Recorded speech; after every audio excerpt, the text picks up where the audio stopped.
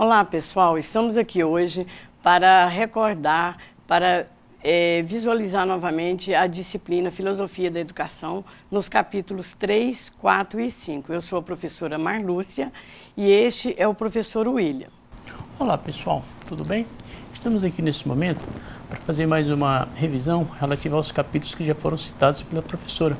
Eu quero dizer a vocês que nós estamos aqui atentos ao desenvolvimento de vocês na disciplina e eu, como tutor à distância, estou cada vez mais ligado e preocupado com a participação de vocês, que precisa ser mais consistente.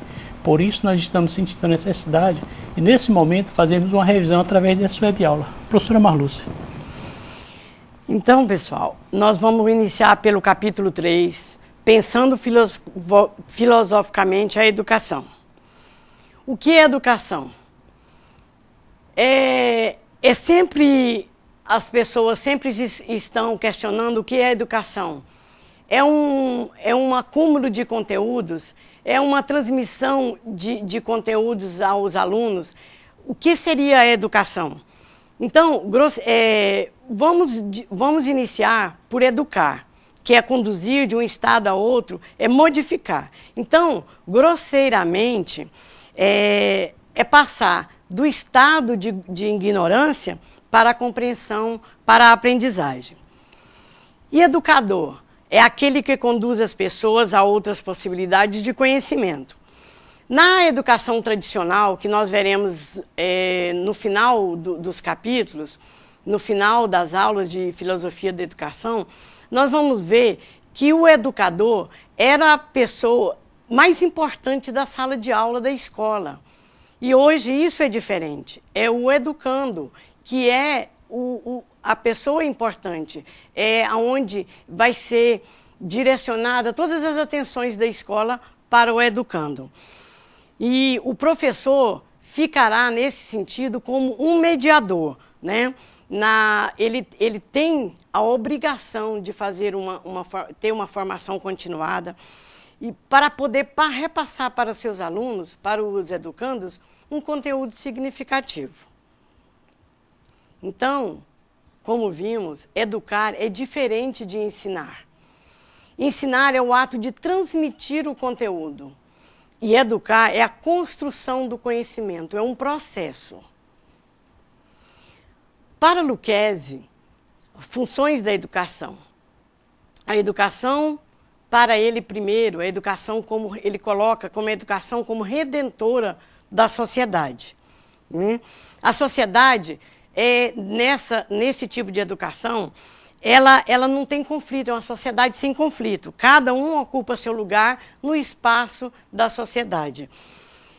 O desvio é do indivíduo. A educação é que vai organizar essa sociedade.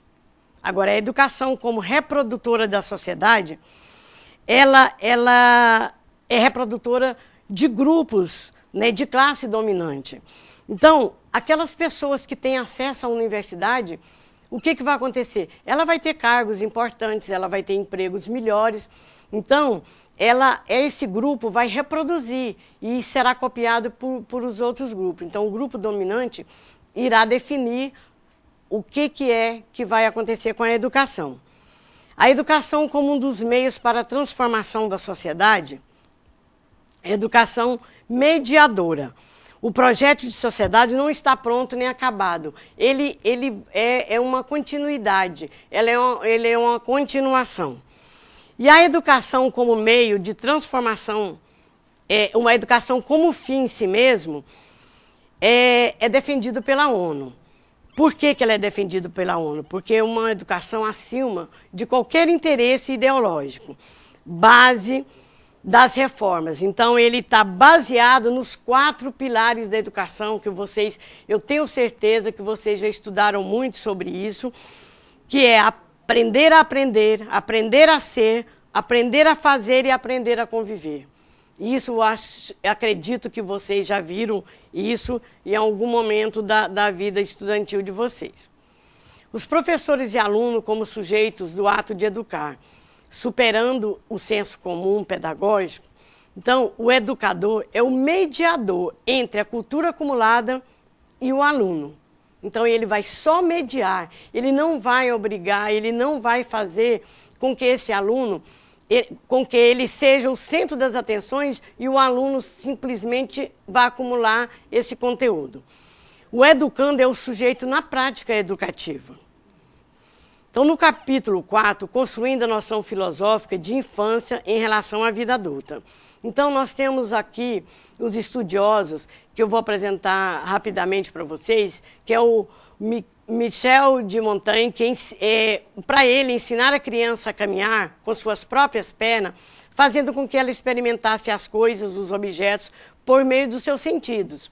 E os avaliasse a partir do seu próprio discernimento. Então, ela vai descobrir sozinha aonde ela vai descobrir sozinha e acumular esse conhecimento. René Descartes afirma que na fase da infância, o homem está completamente dependente dos órgãos do sentido. E é imerso na imprecisão, na imaginação e na fantasia. Então, esse conhecimento que ele vai adquirir, ele vai sempre estar confundindo com a imaginação e com a fantasia. Já o Jean-Jacques Rousseau compreende o processo formativo do ser humano como um processo. Em cada fase ou ciclo tem a sua devida importância na construção do conhecimento. Se é um processo, ele vai aos poucos adquirindo esse conhecimento e vai acumulando através da vida. Kant afirma que a índole e a consciência humana não são dadas desde o nascimento.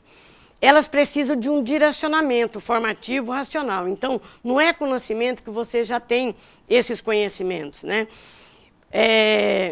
Eles precisam de um direcionamento formativo racional para que a capacidade de julgamento moral do homem se construa de forma autônoma.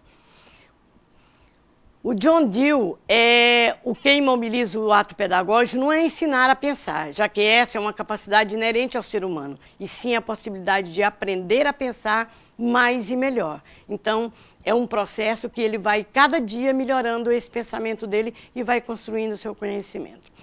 Portanto, nós terminamos aqui o capítulo 4, e eu desejo a vocês um bom estudo, e como o professor William me falou anteriormente, nós precisamos que vocês tenham a força de vontade e que tenha mesmo, e que procure sempre estar estudando, sempre estar procurando e pesquisando. Vou passar para o professor William para que ele possa falar com vocês do capítulo 5. Já foi falado anteriormente pela professora Marlúcia, e muito bem enfocado, é que existe a necessidade de nós estarmos sempre, constantemente, verificando os conceitos filosóficos, principalmente no que se refere à educação. Então, baseado, dando continuidade e pautado na abordagem da professora, nós vamos agora para o capítulo 5. O que fala o capítulo 5? O capítulo 5 ele fala relativo às correntes epistemológicas em educação. Vejamos agora para o primeiro tópico, que se refere ao empirismo. Na verdade, o que nós podemos definir o empirismo, na verdade, é uma ciência que não se comprova. A grosso modo, podemos falar que é uma ciência leiga, porém, para que ela não existe comprovação científica. Se ela não existe comprovação científica, uma ciência não pode ser considerada como ciência. É aleatório, é pautado em conhecimentos leigos. Por que conhecimentos leigos? Porque são conhecimentos que não são comprovados. Vejamos aqui como a definição no primeiro momento aqui. Ele diz o quê? Necessitamos, para realizar uma tarefa aparentemente simples, vivenciar uma série de experiências, nas quais vão se imprimindo os conteúdos necessários para que se alcance o conhecimento. É aquilo que já foi citado anteriormente. É o conhecimento adquirido através de cunho não científico, porque não se consegue uma comprovação. É uma comprovação leiga. O próximo slide dando sequência na definição de empirismo. O que ele diz?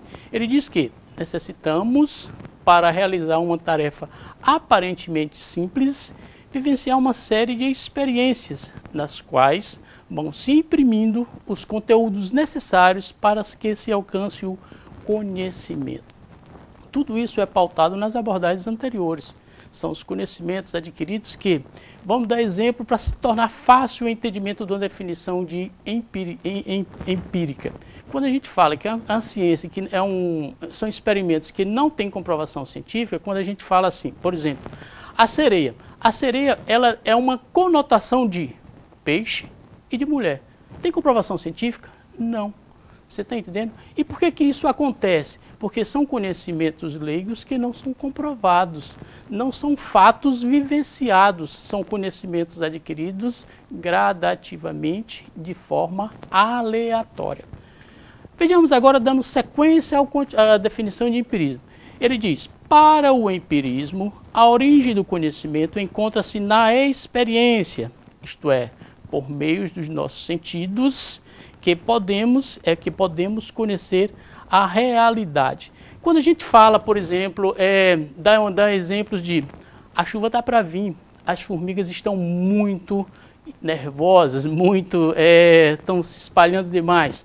E comprova-se que, a grosso modo, que é uma experiência vivenciada na prática. São experiências, são fatos adquiridos ao longo da vida. Baseado nessas explanações que nós fizemos, a gente conclui que o empirismo, na verdade, nada mais é que ciência sem comprovação científica. Se não tem comprovação científica, não é ciência. E é assim que prossegue também no campo da educação. Então, o empirismo, como nós podemos definir, é da forma como foi citada nesse primeiro momento. Vejamos agora o empirismo na visão de Luke. O que Luke diz? O Luke diz o quê? A mente é vazia quando nascemos. Seria uma tábula rasa, isto é, não possuímos qualquer conteúdo mental quando viemos ao mundo. Somente a experiência pode preencher nossa mente. Então, a concepção de Luke é que a mentalidade do ser humano gradativamente vai adquirindo o conhecimento. E esse conhecimento, à medida que vai se adquirindo, tá certo? Vai se preenchendo esses espaços vazios que o ser humano é inerente ao nascer. E essas comprovações adquiridas através do conhecimento, sem cunho científico, ele define também a concepção de empirismo. Ok? Agora, na visão de Comte, vamos ver aqui o que ele fala em relação ao empirismo. O Comte, ele defende a ideia de que a humanidade é regida por uma lógica progressiva. É aquele que nós chamamos de aprendizagem significativa. Através da aprendizagem significativa de fatos vivenciados, é que vai preenchendo essas lacunas adquiridas através do campo do saber. E é assim que prevalece na educação, é assim que prevalece na formação do conhecimento do ser humano. Essas concepções, tanto de Comte quanto de Luke, são gradativamente adquiridas e o ser humano vai sendo transformado a partir dos conhecimentos adquiridos. Agora, vejamos o próximo passo, que é o inatismo. Como iremos definir o inatismo dentro do campo filosófico? As pessoas já possuem em si certo potencial, que está adormecido e precisa ser despertado. Aquilo que nasceu com o sujeito é anterior à experiência sensível. Ao perceber a realidade, é a razão, aliás, a inteligência que determina se algo está correto ou não. O que o inatismo por si já se define? O inatismo ele é bem taxativo quando ele fala que as pessoas já nascem com certo potencial e que esse potencial precisa ser despertado.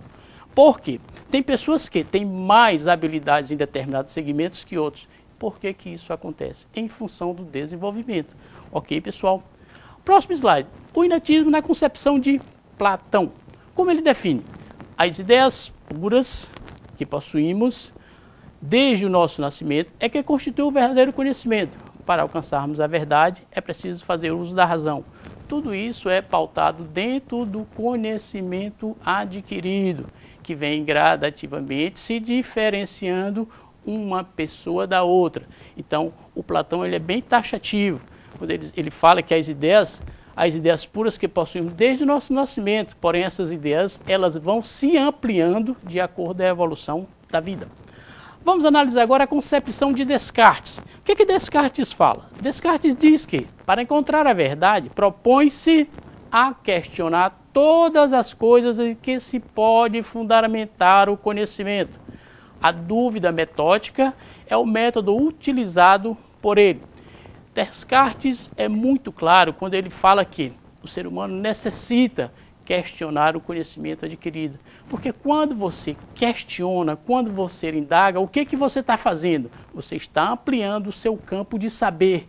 Consequentemente, te obriga a ampliar o conhecimento. Esse é o principal foco de Descartes. Agora, a concepção praxis-marxista. O que ele fala no século XIX? A concepção marxista diz o seguinte: para Marx, a tarefa da filosofia é transformar o mundo e não apenas interpretá-lo. O conhecimento deve proporcionar ao ser humano as condições para a referida transformação. Então, a concepção marxista, ele diz que existe a necessidade de transformar o mundo através do conhecimento filosófico. Essa transformação de mundo ela é adquirida através de quê? Do conhecimento, do saber. Quando o cidadão, a pessoa que questiona, que busca o conhecimento, naturalmente é uma pessoa diferenciada. Por quê? É em função do conhecimento adquirido. Agora, dando sequência, fenomenologia no século XX. O que ele diz? O que define a fenomenologia? A fenomenologia procura superar a dicotomia empirismo e inatismo, pois a atitude fenomenológica visa colocar a compreensão que temos sobre o mundo, entre parênteses. A concepção de mundo nada mais é que a fenomenologia define, é a concepção adquirida através do campo do saber, quando ele existe dois viés distintos entre o empirismo e o inatismo. Então a fenomenologia vem nesse momento definir bem claro o campo empírico e o campo do inatismo. Através do inatismo é consequentemente o oposto do empirismo. O inatismo ele vem para o campo científico, é o campo que é estudado, pesquisado e consequentemente comprovação científica. Agora, mais uma definição aqui, que nós podemos relatar em relação ao inatismo fala o seguinte: é necessário que façamos uma suspensão provisória de todos os nossos preconceitos, prejuízos e pré-noções construídos sobre ele, a fim de que possamos ir ao seu encontro como ele realmente é, ou seja, alcançando em sua essência.